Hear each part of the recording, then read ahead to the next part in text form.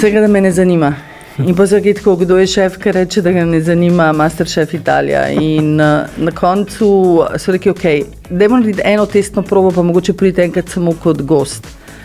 In ko smo naredili testno probo, itak jaz sem pred kamero dosti sproščena, ni nobenega težave, so oni imeli še večjo željo, da bi to mogla biti jaz.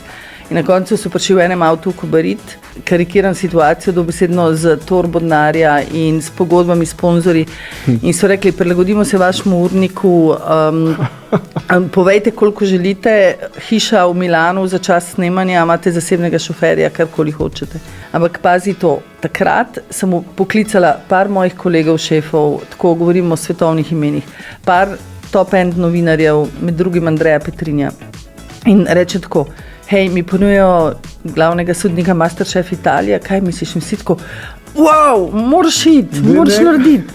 In jaz tako, shit, vsi rečejo ja in jaz sem še vedno ne. Niti eden ni rekel ne. Potem, 5 let kasneje, so bili vsi tako, bravo,